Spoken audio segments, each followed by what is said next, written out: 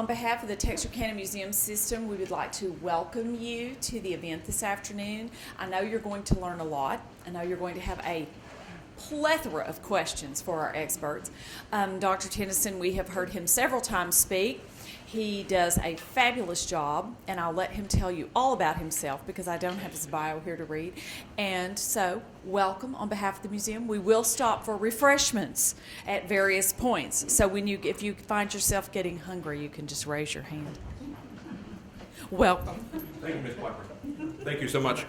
It is a pleasure to be back at the museum. Our first speaker today is going to be Mr. Jereme Kennington. I'm John Tennison, and I'm going to go after Jereme.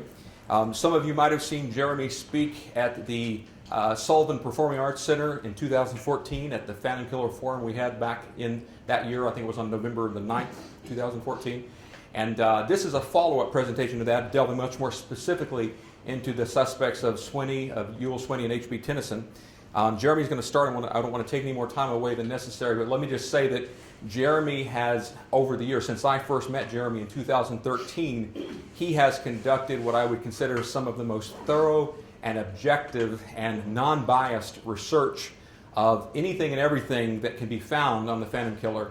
And I'm very pleased and very honored that he was willing to present again today. So I'm going to, without any further talking, once he gets his microphone set up, I'm going to give him this microphone. Okay, so Jereme, come on up. This is Mr. Jereme Kennington. I wanted to thank everybody for coming out. Thank you very much. And I want to thank John for putting this all together and for the museums for having us a venue for this. All right, so I'm going to go over the evidence about Sweeney and why it's not considered conclusive, that you can definitely say that it was him as the Phantom Killer. Obviously, the evidence isn't strong enough.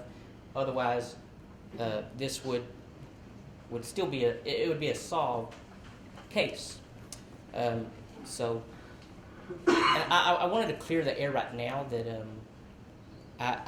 I've been accused of, because I didn't think it was Youell Sweeney, that I automatically thought it was definitely Duty Tennison.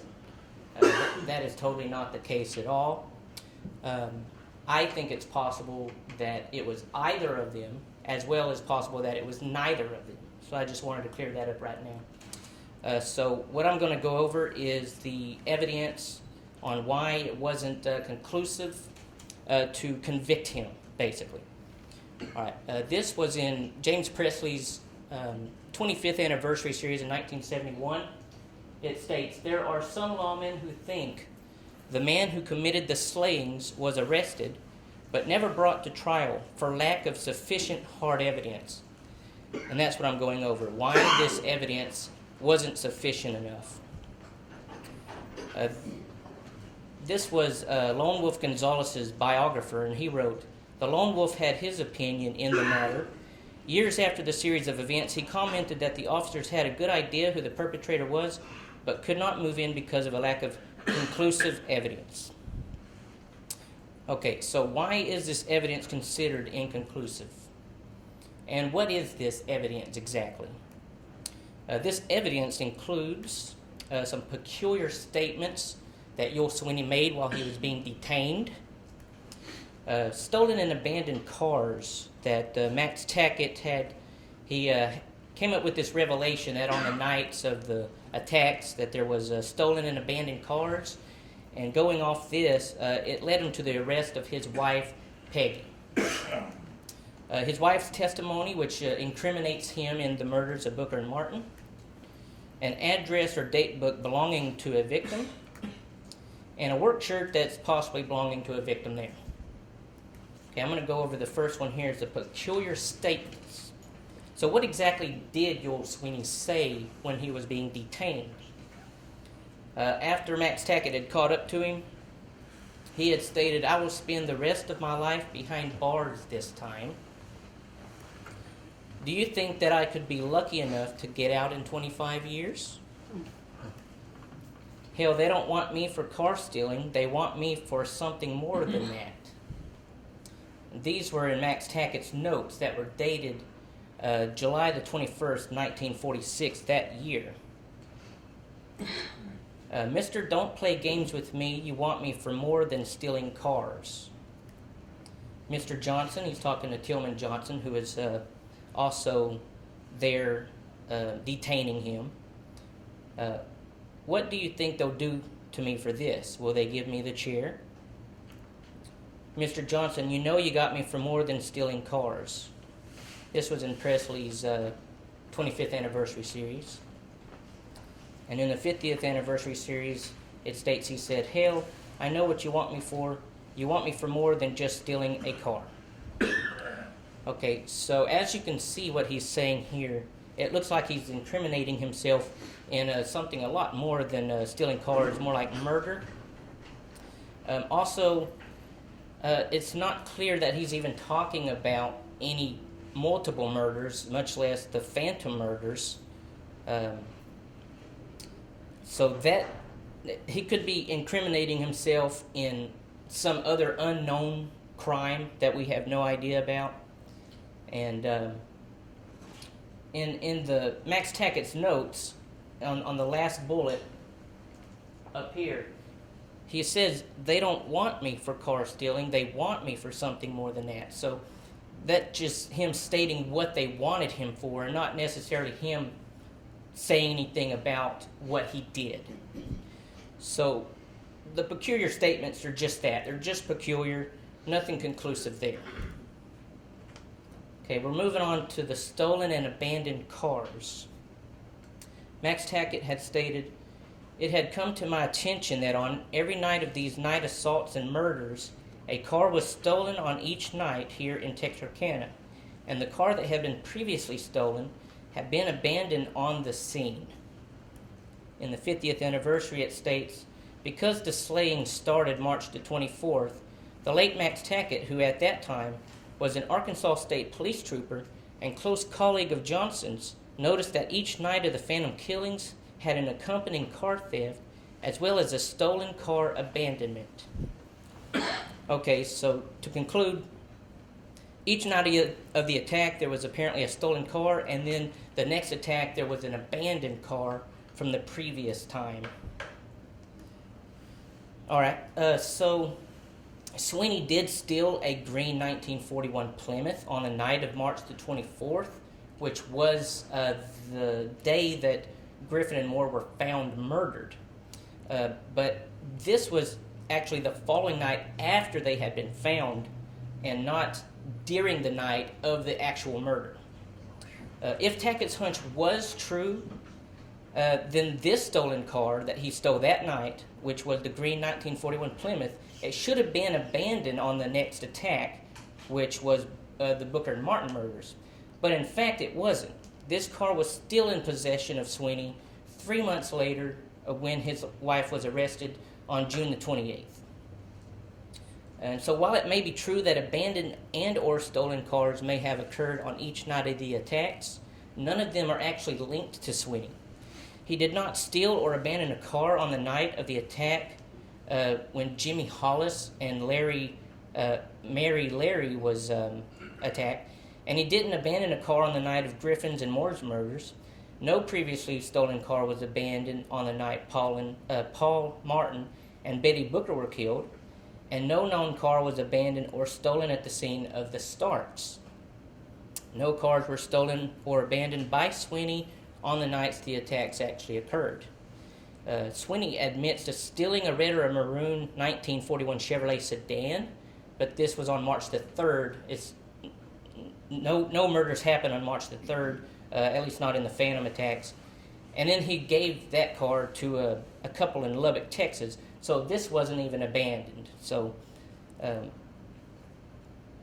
Peggy states that on the night that the Booker and Martin crime, they were in use of that 1941 Plymouth from March the 24th, before and after the Booker and Martin murders.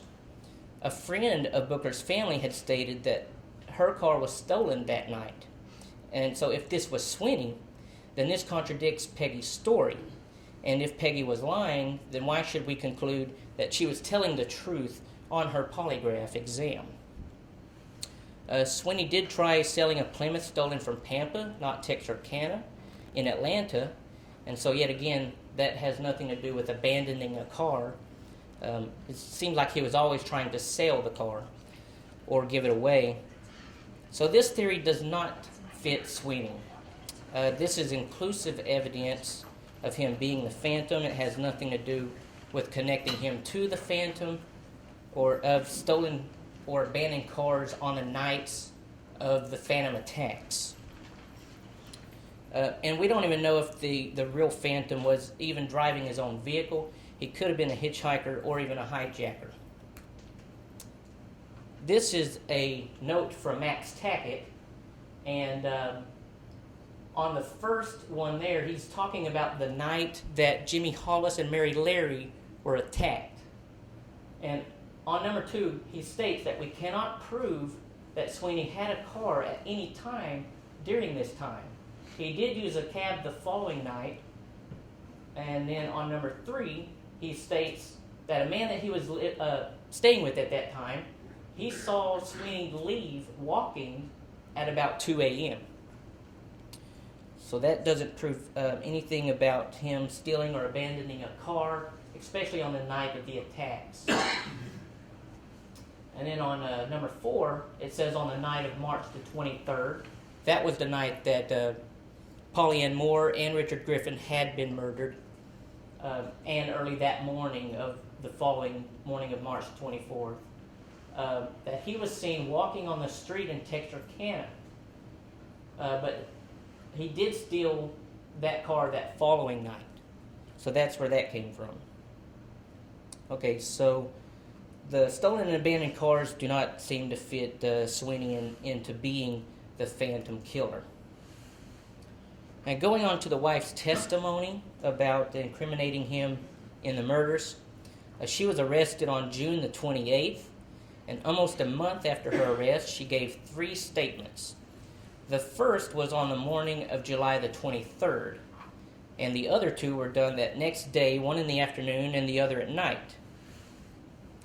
She has been accused of being an accomplice in these murders of Martin and Booker by knowing details that only someone at the crime scene would know. This includes where Martin's car was found, where the bodies of Martin and Booker were discovered, how many times they were shot, the fact that Martin was shot in 2 different locations, the location of Booker's missing saxophone, and a date or address book that only Sheriff Presley knew about at that time. Now, the first narrative that she gave did not mention anything about the killings. It was just basically a quick rundown of their whereabouts, what they did, where they went, had mentioned nothing about murder, so we're not going to be looking at that one. But we are going to talk about the next 2 that she gave that following day, that she does talk about the murders here. And this is the statement that's attributed to Peggy here. This was the first one given on that next day in the afternoon. I think it was about 2 o'clock. I wanted to read the majority of it, but not all of it. She states here that sometime during the middle of April, it was only 2 or 3 days after the Booker-Martin murder. Lee Sweeney and I were at his sister's on Senator. We were in the back room alone. We were discussing the murders in Texarkana. I asked Lee who killed these people. Sweeney told me that it was someone with a brilliant mind, someone with more sense than the cops. He then told me that he had better come to town and get rid of it. I asked him what he was talking about. Sweeney then told me that he had the saxophone that was taken from the Booker-Martin car. He said that a man gave it to him. After this conversation, we came to town, and Sweeney carried me to the Joy Theater and left me there. I was gone about 1 or 2 hours. He came back to the theater and got me out. Before I went to the show, Sweeney had only about $2.50. When he got me out of the show, Sweeney had about $22 in all. So this makes it sound like he came to town to sell it. And I'll show you why that is untrue later on. Continuing, and she actually contradicts that story in this following that's coming up here. She states on the night of April the 13th, that was the night Betty Jo Booker and Paul Martin went missing, or killed, I'm sorry. Youell, Sweeney, and I drove into Texarkana from Dallas. We stopped at a cafe on the New Boston Road and ate a steak.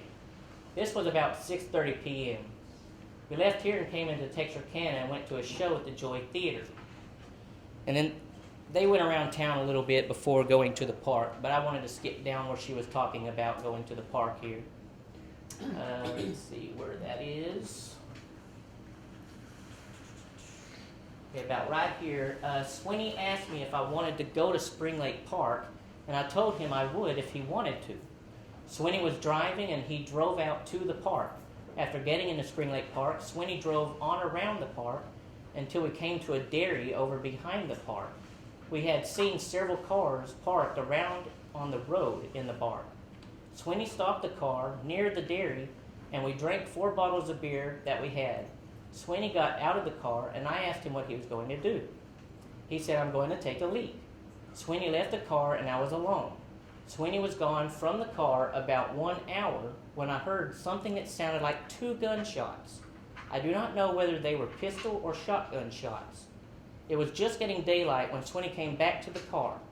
He had been gone 4 or 5 hours. Sweeney got into the car and started driving out of the park at a rapid rate of speed. When Sweeney came back to the car, I saw that his clothes were wet up to his knees and damp on up to his waist. Before getting out of the park, we paused past a car, which I remember as being a coupe, and this is Posley Martin's car. I don't remember what color it was. Sweeney stopped by the car. He got out, went back to the coupe, parked on the side of the road. I saw him look into the car and get something out of it. He brought a large black case, which looked like a hard leather box, and put it into the trunk of the car we were in. I asked Sweeney what he was doing getting something out of this car. Sweeney replied that a friend told him to come out there and get it. We then left the park and drove to my mother's on Richmond Road, and that's where I wanted to stop on there.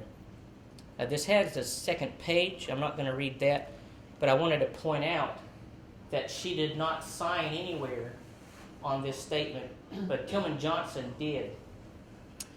So that statement was not signed. And then she gave another statement 8 hours later that night. And I was going to read the majority of this one here as well. She states, on the evening of April the 13th, Youell, Sweeney, and I came to Texarkana from Dallas. She basically gives the same little story here. But then she includes that they, when they got to the park, and I'm reading about right here, they got to the park about 1 in the morning there. And it wasn't because he asked her if she wanted to go to Spring Lake Park. And here she states, Sweeney told me for us to drive out to the Spring Lake Park, and that he was going out to the park to rob somebody. So that's different there. When we arrived at the park, Sweeney drove into the park through the front gate. We drove on around through the park, past a spring house, and took a road that led a little to the right, away from the lake. We had passed several cars parked along the road in the park. We passed one car, which was a coupe. I could not tell about the color. Sweeney pointed this car out to me and said the people in that car should have some money. We drove about 200 yards past this coupe, and Sweeney stopped our car. Sweeney told me that he wanted me to go with him to rob the people. We both got out of the car and walked back toward the coupe that we had spotted. Sweeney had taken a gun from the car seat. This gun had been laying in the seat between us while we were driving toward the park. Sweeney had the gun, which he told me was an automatic, in his hand as we walked back toward the parked coupe. We walked up to the coupe, and the couple were in the car talking. We walked up on the driver's side of the car. Sweeney had the gun in his right hand, and I was standing on his left side. Sweeney told the couple to get out of the car. The boy in the car asked us what we wanted, and who are you to tell us to get out of the car? Sweeney told him to get out of the car or he would show him who he was. The boy got out of the car on our side, and the girl got out on the side away from us and walked around the front of the car to where I was standing. Sweeney told me to search the couple. I did not search them and told Sweeney I was not going to. Sweeney told the couple that if they did not hand over everything they had, that he would kill them. The boy had his hands up and begging Sweeney not to kill them. The little girl was begging me to make Sweeney stop and not kill him. Sweeney got mad because they would not hand over their stuff and I would not search them. The little girl and I were standing near the front of the road. Sweeney was standing several feet from the side of the car and to my right. The little boy was standing in front of Sweeney about 4 to 6 feet. Sweeney had the gun pointed at the boy. He shot him 2 times and the boy fell to the ground. The little girl and I began to scream. I told Sweeney not to kill him. Sweeney told the boy that he ought to shoot him again. The boy did not say anything that I heard after the shots were fired, and he went to the ground.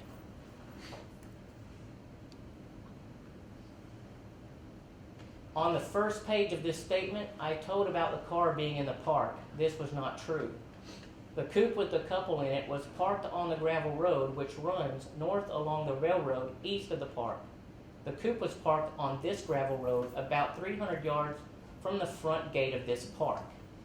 So that's where he shot Martin, according to her story, right there by the 300 yards past the front gate of the park. After the boy fell to the ground shot, Sweeney bent over him and went through his pockets and took his billfold and what money he had. I saw him then put the boy's billfold back into the boy's pocket after he had taken the money out of it. While this was going on, I was holding the girl and she was crying. Sweeney told me to keep the girl there until he could drive our car to where the coupe was. I saw Sweeney go to our car and back the car backward to the coupe. He backed the car up beside the coupe and where the boy was laying on the ground.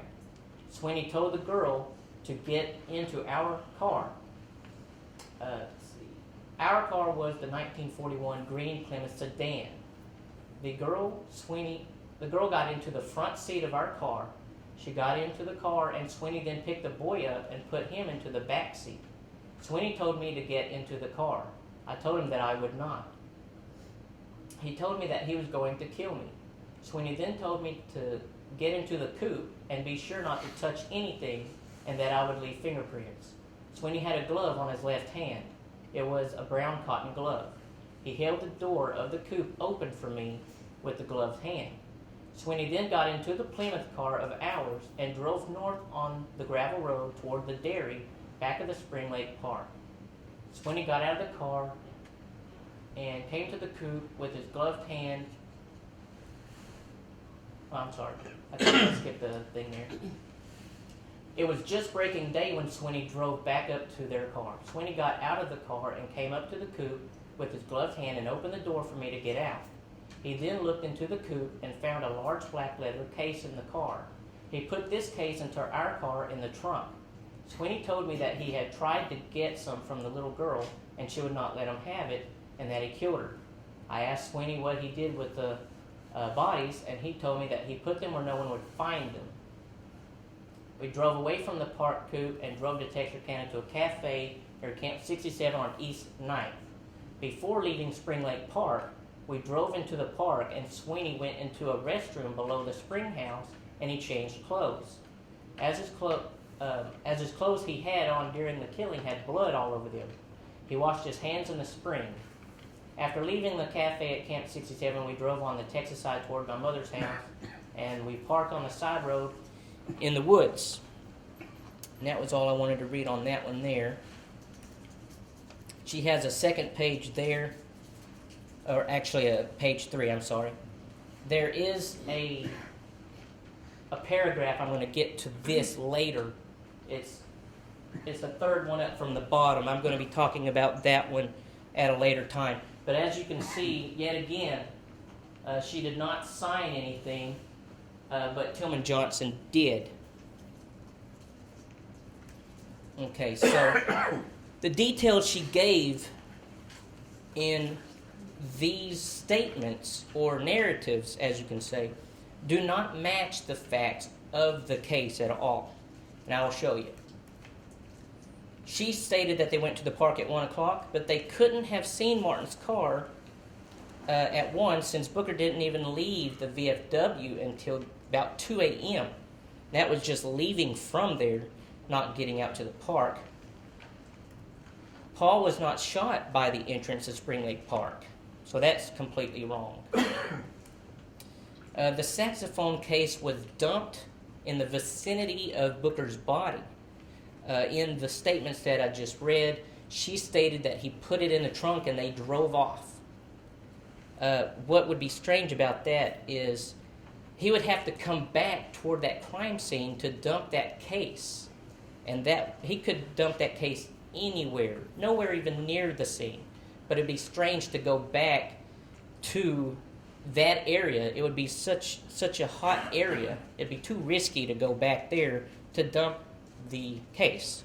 So she doesn't state anything about what happened to the case other than it was put in the trunk and they drove off with it. Now here's the contradictions between the two statements that she gave about the murders. Between the two documents, these are the relevant contradictions. In that second narrative there, she said that Sweeney drove behind the park and left Peggy in the car by a dairy for 4 or 5 hours. He was gone about an hour when she heard 2 gunshots. In the last one I just read, Sweeney parked the car 200 yards past Martin's coop, which was 300 yards past the park's front gate. He and Peggy both walked up to the car.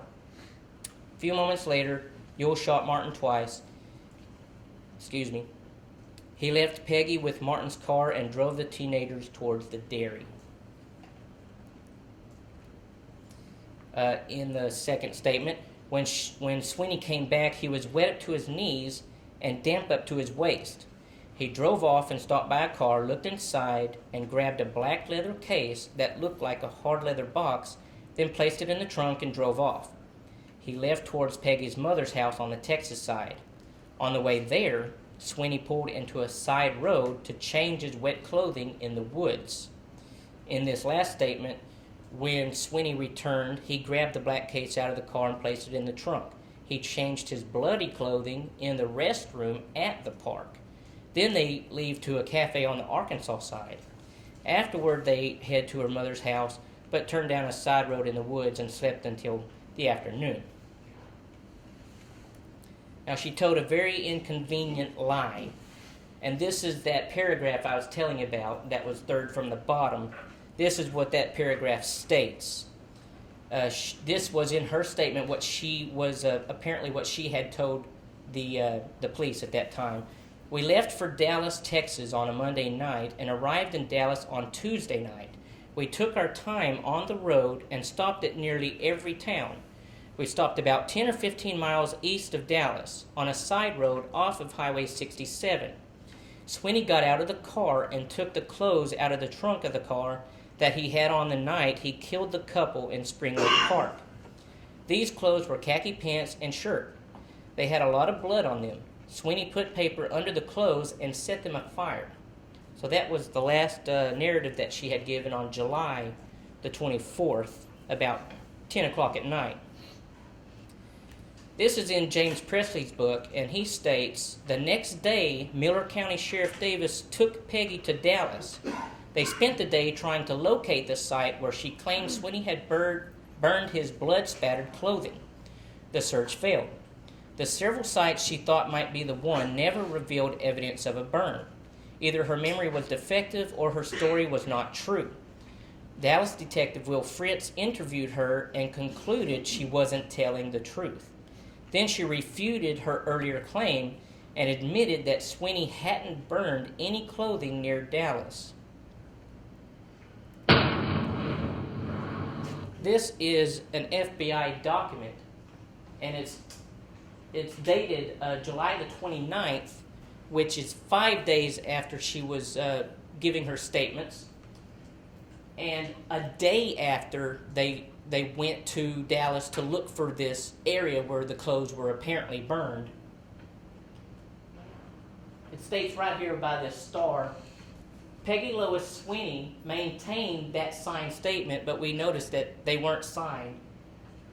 given by her was true and correct until July the 28th, at which time Sheriff W.H. Presley, James Presley's uncle, and W.E. Davis, that was the sheriff on the Miller County side, drove her to Dallas, Texas, so that she could locate the place where Lee Sweeney allegedly burned the bloody clothes.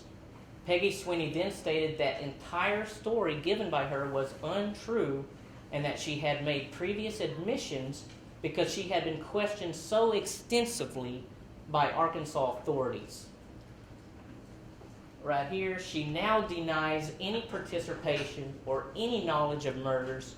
Sheriff's Office, Texarkana, Texas, that's James' uncle, and Texas Rangers are now convinced that her statement was untrue. So that is very unreliable there.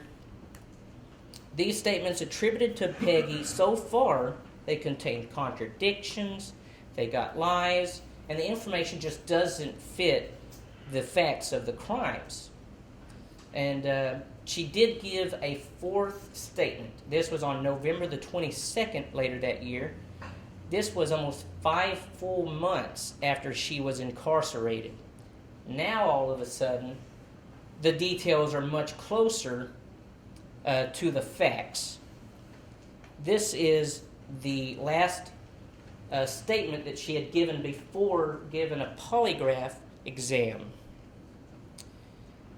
And I was going to read over this one here. It states that my name is Peggy Stevens Sweeney. I was born at Breckenridge, Texas, and I'm 21 years old. I first met Youell Sweeney in 1944. On April the 13th, 1946, Youell Sweeney and I left Dallas about noon and drove to Texarkana, Texas. We were driving a Plymouth sedan. I think it was a 1941 model. We got to Texarkana about 6:30 and went to a show. Kind of telling the same story here. I'm going to skip down to where that underline is right there. She said that we came out of the show, went out and drank some beer until the cafes closed, and then fooled around town until about 3:30 in the morning. Sweeney took a notion he wanted to go out to Spring Lake Park and rob somebody. We drove out to the park and drove around until we saw where a car was parked. This car was parked at the place labeled A on the map which I drew. There was a couple in this car. Sweeney and I got out of the car, and Sweeney told the couple to give him what they had. Sweeney made me get out in the car, and I got in the back of the car with the little girl. Sweeney got in the front of the car with the little boy. I think the car was a coupe, but it had some sort of a seat in the back. We got in the car. I moved the saxophone case off the seat so that both the little girl and I could sit down back there. Sweeney drove the car, which was the couple's car, around to the place on the map that I have marked C.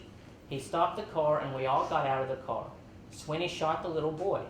He took the billfold out of the little boy's pocket. I think he took it out of the left hip pocket. He took some money out of the billfold and put the billfold back in the little boy's right hip pocket. We then got back in the car, Sweeney, the little girl, and I. He drove down to E and turned around, and we got back to F. We saw that the little boy had gotten up and had gone across the road and was now on the left-hand side of the road, and Sweeney got out and shot the little boy 2 more times. Sweeney then drove on up to G and stopped the car. He made me stay in the car, and he and the little girl got out and walked down the road in front of the car. I don't know how long they were gone, but it seemed like about 30 minutes. They came back in our car. Sweeney stopped our car, and I got out of the couple's car and got into our car. Sweeney got out and took the saxophone from the couple's car and put it in our car. Sweeney then drove on around past where the little boy was shot, on down to the Summerhill Road, and then on around to the place that I have marked H. He stopped the car there and made me get out of the car. I walked down to the road in front of the car. I heard the little girl begging Sweeney not to do something. Sweeney got out of the car with the little girl, and they went across the fence on the right-hand side. I started back to the car, and when I got back to the car, I heard Sweeney shoot 2 times. Sweeney came back and got in the car. I got in the car. We drove to I and turned around, then drove back to J, and Sweeney stopped the car and threw away the saxophone case. He got out of the car and threw the saxophone case on the right-hand side of the road. He threw it over the fence. I think there was some bushes there. Sweeney took the saxophone because he was going to pawn it. Then he decided it was too hot. We drove on down to Summerhill Road, turned right, down past on the Hope Highway on the Texas side, and turned off on a road and spent the day out in the country. Now I was going to stop there, and this was the second page to that statement. And as you can see up there, it looks like that she did sign that one. And I don't have the polygraph exam. I believe Dr. Tennison's going to go over that, so I wasn't going to put that on here. But she apparently had signed that one as well. That was actually done that same day as this statement was done. Okay, so what are the contradictions between the last statement she gave in July and now this one almost 5 months later? In that the third one, she stated that they went to the park about 1. Now this time she says they went to the park about 3:30, which would be closer to fitting the facts there. She, in the third one, she stated Sweeney ordered Martin and Booker out of the car and told Peggy to search them. He ordered them to hand everything they had over. He shot Martin there and took money out of his wallet. He went back to his car and pulled up to the coupe. He ordered Peggy into Martin's car and told Booker to get in the front seat with him in the Plymouth. He put Martin in the back seat and left towards the dairy, leaving Peggy behind in Martin's car. Now in this one here, she states that Sweeney told Peggy to get in the back of Martin's car with the little girl. Sweeney got into the front seat with Martin and drove off to the place where Martin was found shot. In the third one, Peggy waited for Sweeney to come back to Martin's car. When he arrived, he got the black leather case out of the car, put it in the trunk, and then drove off. In this one, Peggy was with Sweeney in Martin's car when he killed Martin and took his money. He then drove the car and parked it, left Peggy in while he and Booker left and came back in the Plymouth. Peggy got into the Plymouth and Sweeney grabbed the saxophone case. In the third one, Sweeney drove off with the leather case, but in this one, she stated that he threw it over the fence. And another thing that he had stated, this statement that fit closer to the facts was the fact that after they had shot Martin, drove off, and then turned around, saw him walking on the other side of the road. That was nothing like her first two, or the second and third statement, I should say. She said nothing about him being shot in two different locations or walking back across the road, nothing like that. So this one conveniently fits the facts better after she's been in custody for about 5 months. In the third one, after leaving the park, they headed to a cafe on East 9th. Then they drove towards Peggy's mother's house, but stopped off a side road and slept in the woods. They slept until the afternoon and made it to her mother's house on the Texas side. In this one here in November, she stated after leaving the crime scene, they ate at a cafe and then drove to the Hope Highway in Arkansas. They turned down a side road and spent the day in the country on off roads. When it was dark, they then went to Sweeney's sister's house. In this fourth narrative, Peggy mentions that she had to move the saxophone case off of the seat to make room to sit down in the back with Betty Jo Booker. According to James Presley's book, it states, Paul Martin, unaware that Betty Jo would not be able to leave the dance in time to attend the midnight show, waited in his car. He was standing outside when she emerged from the building. Betty and Roberts walked to the car with her. It was the first time Paul and Betty Jo had seen each other that weekend. He took her saxophone case and set it on the back floorboard of the coupe. If he put it in the back floorboard, I don't see why it would be in the seat later on. Now, how could she have known these details in this last narrative? Well, she did mention earlier she was questioned quite extensively by authorities. She could have had leading questions. Who knows? There is an FBI document that states she had at least, I want to say, 12 interrogators. I'm going to go over how did she know where Martin's car was found, where the bodies of Martin and Booker were discovered, how many times they were shot, the fact that Martin was shot in 2 different locations. So the morning after Martin and Booker were found, the front page of the Texarkana Gazette included a map showing all locations along with explicit descriptions in that article, well over 2 months before she was even arrested. Throughout the day, hundreds of cars jammed the highway and roads in the park as residents sought a view of the scene of the crimes. That last paragraph there was in that paper that I'm talking about. And in the 50th anniversary article, it stated that the radio was discouraging any more people from coming out to the park. There was just too many people. They were jamming the highways, trying to view the scenes. So many people not only read about its location, they actually viewed it themselves. So several locals would have known this information. This is the map that was included on the front page of the Gazette the day after their murders. As you can see, the black spots here, it shows where Miss Booker's body was found and that there was a barbed wire fence right there. At the very top shows where Martin's body was found. On the other side, further down the road, blood was found right there. Right here, it shows where his car was left. So accompanying this map was also descriptions in the paper itself. So several people would have known about that stuff. Now, how did she know about the saxophone and its location? At the end of April, about 2 months before her arrest, the newspaper reported that a missing saxophone was an important clue in the Booker Martin crimes, despite Lone Wolf Gonzalez's best efforts trying to keep this information from being leaked.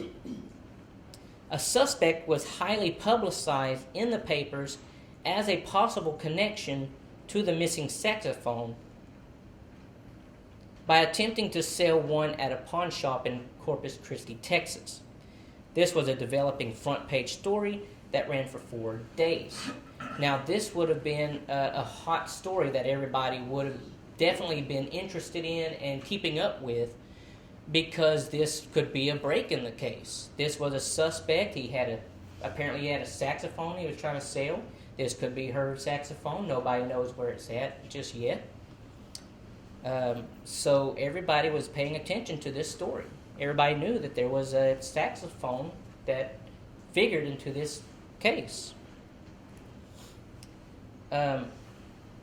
This is a statement by Tillman Johnson in the 40th anniversary edition in 1986, and he states, "She told us where they threw Miss Booker's saxophone, and we went out there and found it.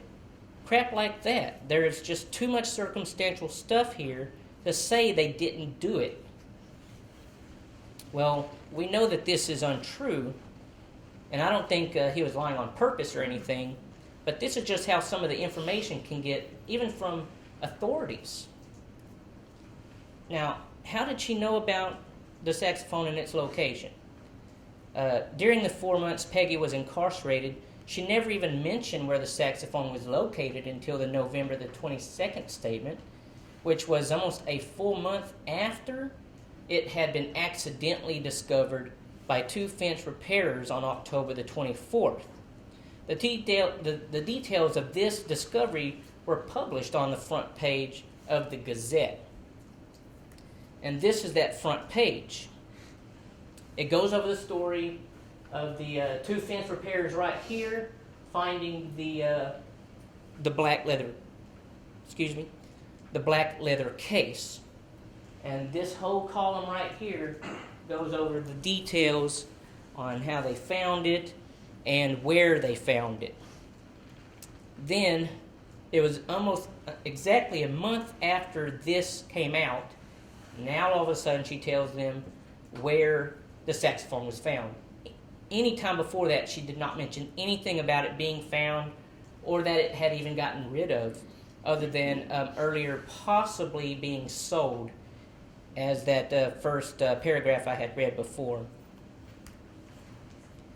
This here is an FBI document.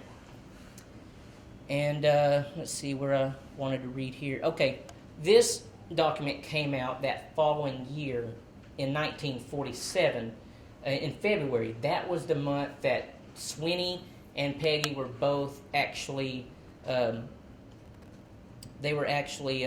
away for the crimes of being for stealing cars, basically. So this came out after the November the 22nd statement that she supposedly signed.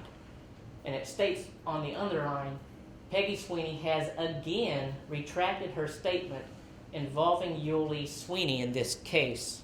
So she keeps saying he did it, then she keeps going back. She just keeps retracting her statement. Okay, this is another FBI document. And it states, as a matter of record and information for the Bureau, it might be stated that Peggy Lewis Sweeney has on previous occasions indicated that Youell Sweeney was the subject who committed the unsolved murders in Texarkana, but had in each instance retracted her story. This was a document, an FBI document, also in February of 47. Now, this is a letter that she had written to her family while she was detained, and they had intercepted this letter. And this is what it states. Dear Mom, Dad, and kids, we'll write you again today. How are all of you? Fine, I hope. Down here. I guess the sheriff on the Texas side and that FBI man had been out to the house, for they was up to see me yesterday. They still think Sweeney killed those people. I don't know what to do. They don't believe me. So what else can I do but to tell them that he did it? They will believe a lie. If I send Sweeney to the chair, that would be on my mind the rest of my life, for taking his life when he was not the one that killed that little boy and girl on April the 13th. I could send him to the chair, then I would be a killer. That so-and-so that you all rented that house from said that we was in his field on April the 14th. That is a lie. I wish that Dad would have said something to him about it. I don't think that they want to send me to the pen, but it is Sweeney they are after. That's quite the note. Going back to a note by Max Tackett, this is a note that we call the no proofs. It's a lot of things that they could not prove that he had written down in this note. And on number 5, it states, we cannot prove that he was in Texarkana on the night of April the 13th. And we cannot prove that he was in Texarkana on the day of April the 14th by anyone other than Mr. Stevens and Mrs. Stevens, Peggy's parents. And now they have decided that this might not be the day they remembered seeing him.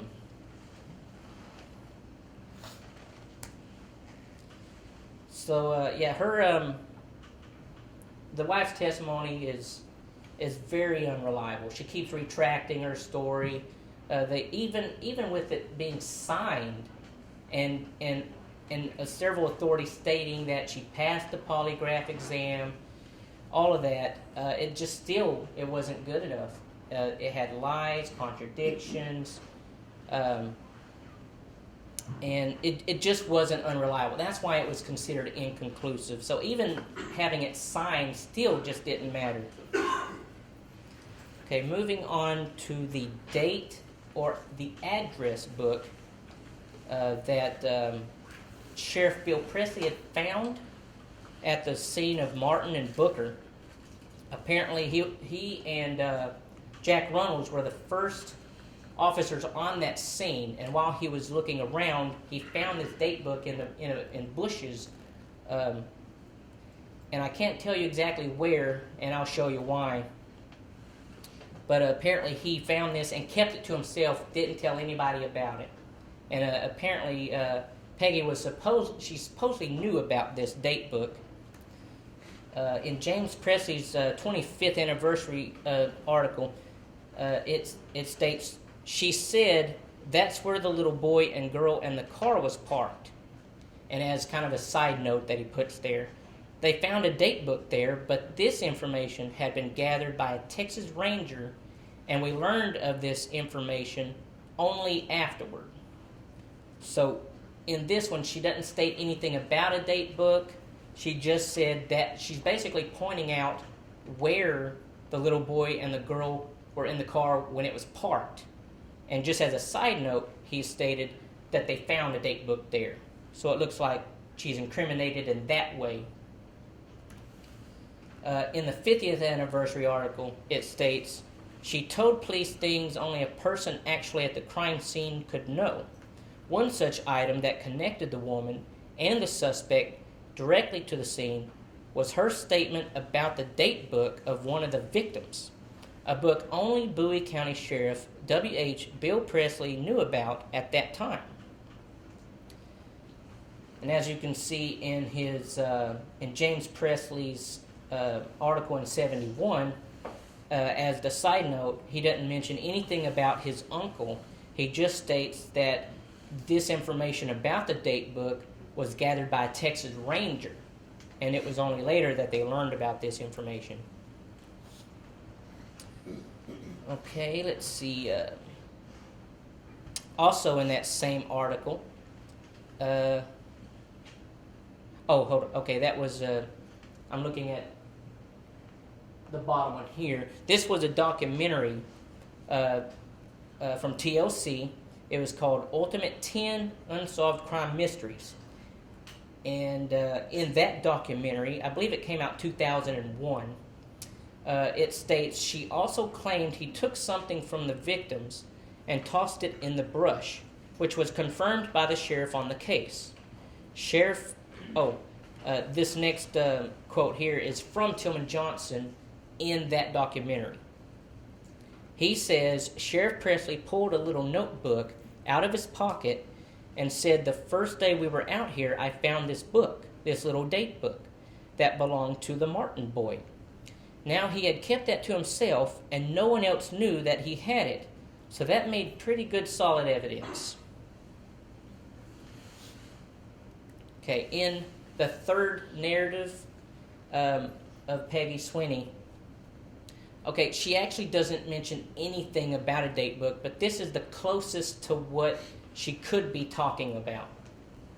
She says, after the boy fell to the ground shot, Sweeney bent over him and went through his pockets and took his billfold and what money he had. I saw him then put the boy's billfold back into the boy's pocket after he had taken the money out of it.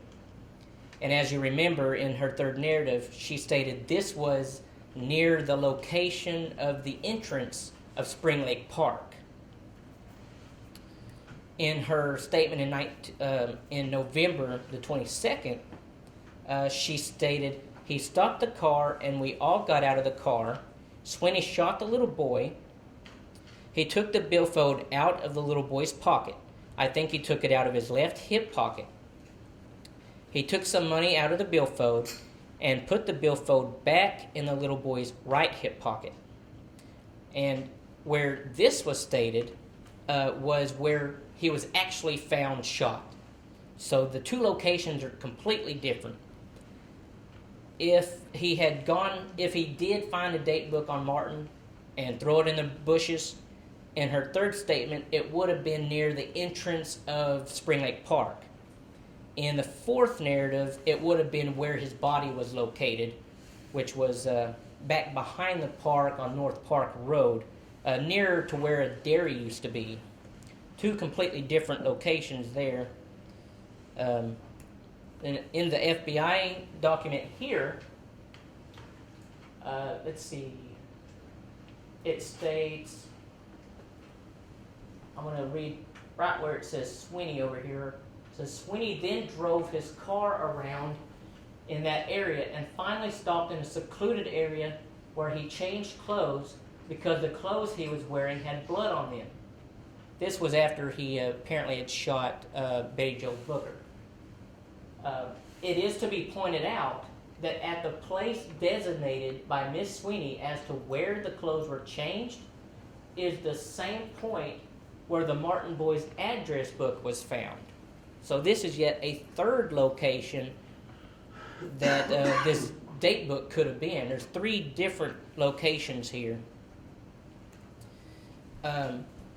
When speaking to Carlton Stowers in 2001, Tillman Johnson told him Sheriff Presley wanted to take her out to the park and see if she could show us where the murders had taken place, and she agreed. She couldn't locate the exact spot, but got pretty close. Once we got her back in the car, the sheriff asked her if her husband had robbed Martin.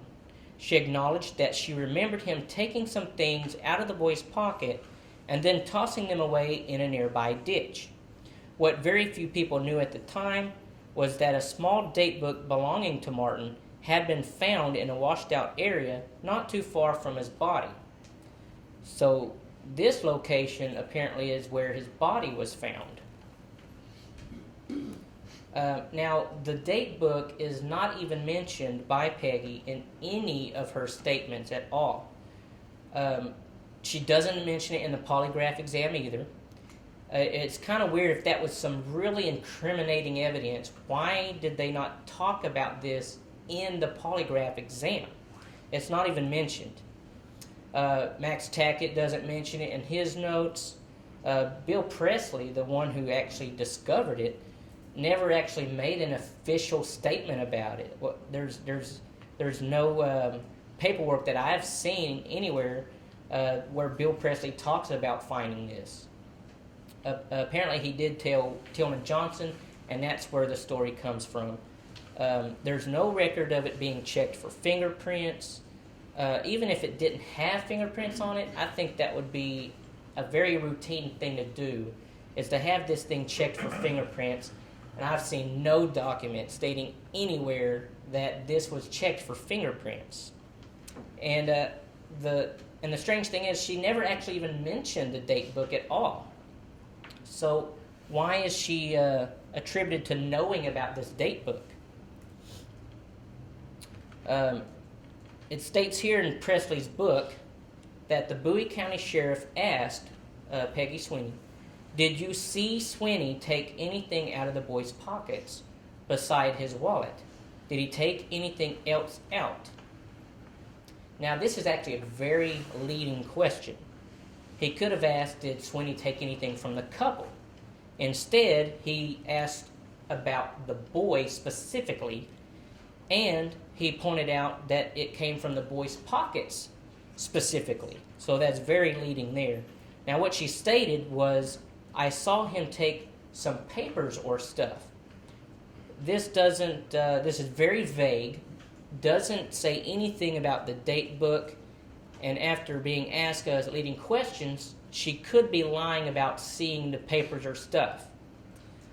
This looks like, with papers or stuff, looks like multiple items, but apparently he only found that one date book.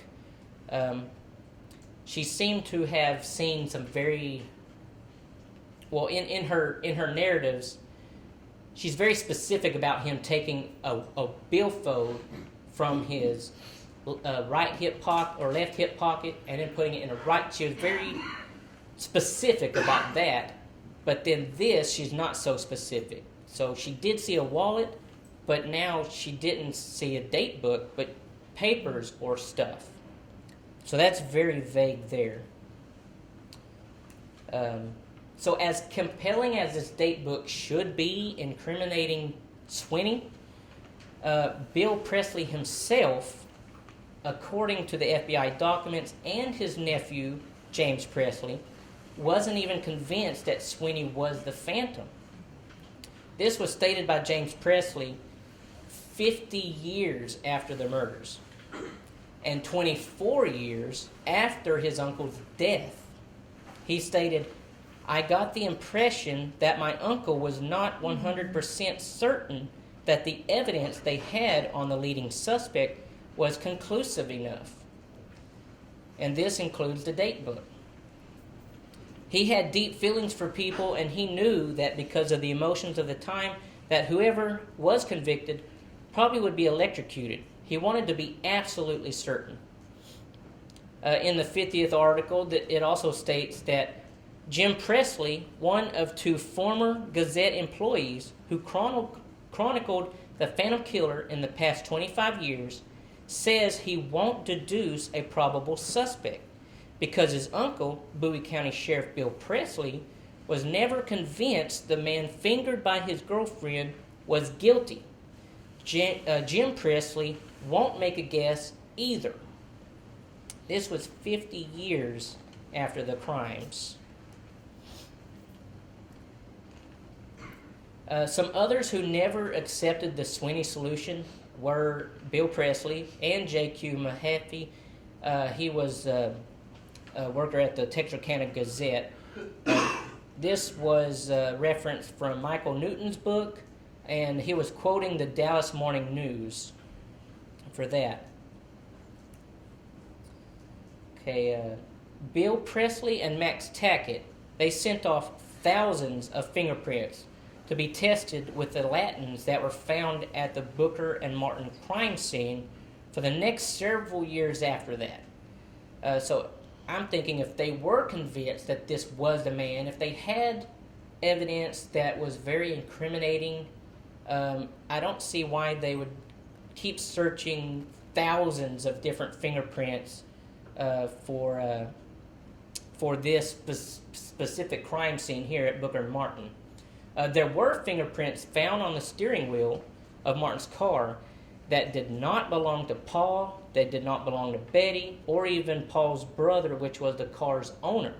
So these are some unknown fingerprints that were definitely left at the scene. They did not match Peggy's or Youell's fingerprints. And this is the document showing that the fingerprints did not match. See where it states, I believe this one is for Peggy Sweeney's fingerprints. He continued that Sweeney's wife, Peggy Lois Sweeney, has indicated that she was with him at the time of the murders. While he desires to have her fingerprints compared with the Latins, he informed that Peggy Lois Sweeney had been fingerprinted by the sheriff's office. While he desires to be advised telephonically the results of this examination, as a statement is being taken from her within a couple of hours. The fingerprints for one Peggy Lois Sweeney, taken by the Little Rock Field Division on July the 2nd, were located and compared with the Latin fingerprints in the Betty Jo Booker and James Paul Martin case, and are found to be not identical. They also tried comparing some palm prints that were taken from the Starks scene. They could not get those compared. Let's see. I think they didn't get a good enough palm print from Peggy. I believe, let's see. I suggested to Wiley that palm prints be obtained from Peggy Lois Sweeney for comparison with the Latin palm prints in the Starks case. However, he felt this was not necessary as she was not in the Starks home. And this is the one showing Youell Sweeney, and that his Latins were compared but did not match anything. Let's see. Youell Lee Sweeney be compared with the Latin fingerprints previously submitted in connection with the Martin Booker case, confirming and supplementing the Bureau's teletype of July the 9th, 1946. You're advised that the requested comparisons have been made, but no identifications were affected. So neither one of their fingerprints had matched the Latins on Martin's car. Okay, This was in 1957. This is also an FBI document. Max Tackett, the one who actually arrested Sweeney and believed for the rest of his life that that is who the killer was, in 1957, which was 11 years after this happened, he was talking to a special agent, and Tackett stated that the above case, which took place in April, the Booker Martin crimes, he was telling them that a recent suspect could be considered a logical suspect in the Phantom Killer case. So if he was absolutely convinced that it was Sweeney, I don't see why 11 years after he would claim that there was a very logical suspect in this crime of Booker and Martin. Now going on to the work shirt that was found in Sweeney's possession. Apparently it belonged, or supposedly it belonged, to Virgil Starks. Let's see. Okay, this was the very first time you ever hear about this shirt was in Presley's 1971 series. And this is what it says. He was interviewing Max Tackett, and this is what Max Tackett had told him. She made the statement that he came in the night of the death of Virgil Starks and the shooting of his wife to the place where they were staying, and he had blood all over him. She said he wiped his blood on a towel and put it under the mattress in the room. Sometime later, we found the towel there. Later, we found a khaki work shirt in a room they had occupied. The laundry mark, read under black light, said S-T-A-R-K. This shirt was taken to Mrs. Starks, and she said yes, this was her husband's shirt, and she pointed to a place on the front of the shirt where she remembered personally repairing it. But on reflection the next day, she said she couldn't be sure. She knew it would mean death for the suspect based on her identification of the shirt, and she said that she could not positively identify it. The name was spelled Stark instead of Starks, and any woman would have repaired a damaged place such as that on her husband's shirt. In the 40th anniversary article in 1986, it states that they still had plenty of circumstantial evidence, though. Among the most damaging was a bloody towel and a shirt found in a motel room where the suspect stayed the night after the Starks murder. It was a khaki work shirt with a laundry mark that read Stark. Metal fragments in the pocket of the shirt corresponded with fragments found in the welding shop Virgil Starks had behind his house. Tackett, who had since died, told Presley in 1971 that Mrs. Starks first identified the shirt as her husband's, but then changed her mind the next day. According to Johnson, members of the suspect's family believe he was guilty, and witnesses placed him in or near Texarkana at the time of each murder. However, Johnson also notes officers never found a murder weapon, and they could not prove conclusively that the suspect stayed in the motel room where the shirt was found. So they can't even prove that he stayed in this motel, and that's where they're claiming where this shirt was found, was in his motel room. Now, in James Presley's book, after interviewing his sister, Maxine Whetstone, she stated while looking through his clothing at her rural home, where he had stayed briefly in May, she found a work shirt with the name Stark on it. She mentioned it to her husband, Wade Whetstone. A quarrel immediately arose. Her husband said he had always believed that Sweeney was the guilty man in all of these Texarkana murders. Her husband took this shirt to the police. She didn't know how long it had been in Sweeney's possession. So now we have a different location for this work shirt. The earliest accounts that we saw came from Max Tackett and that he stated that it came from the motel room. And this one is coming from Sweeney's own sister, stating she found it at her house. In an FBI document here, where that first underline is, it says Youell Sweeney was, Miss Peggy Lois Sweeney was, wherein it reflects that Miss Sweeney was apprehended by Arkansas State Police June the 28th.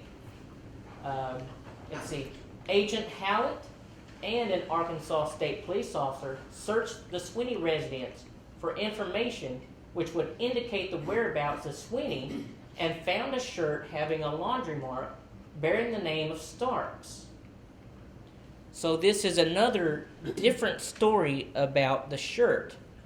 The first time, Max Tackett had found it with some officers at the motel, and the second account was Youell Sweeney's sister found it at her house, and her husband took it to the police.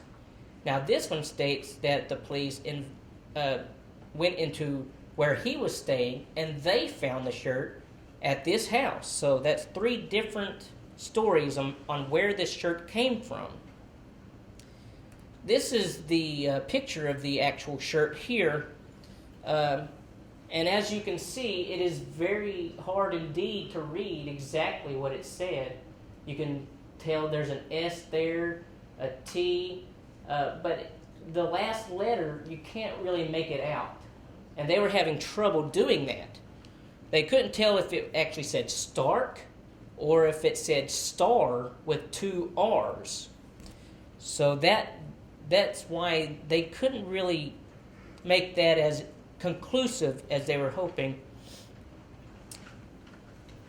And it really is hard to tell exactly what it says. In my own opinion,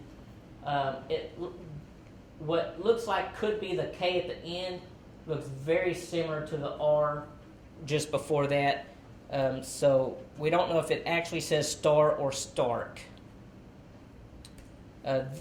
This is going back to the no proofs document from Max Tackett. And let's see, on number 9, he states that the shirt located in Sweeney's possession has not been identified by Miss Starks as one belonging to Virgil. And on number 10, we cannot disprove that the shirt was stolen in a hotel room in Oklahoma, as stated by Sweeney. So Sweeney states that he stole clothing in Oklahoma, and in that the first narrative that I wasn't going to go over because she did not mention the murders, Peggy Sweeney does state that they went to Oklahoma, and that Youell Sweeney stole like at least 2 suitcases worth of clothing. So it's very possible this shirt did come from Oklahoma, and Max Tackett stated that they cannot disprove his statement.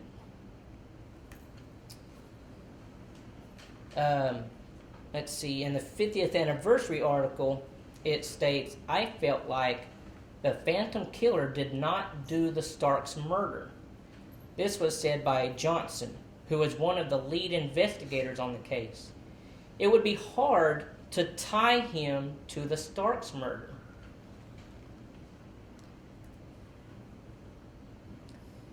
This is another FBI document here, and this is showing that they did take the palm prints of Youell Sweeney to check the Latin palm prints in the Starks case.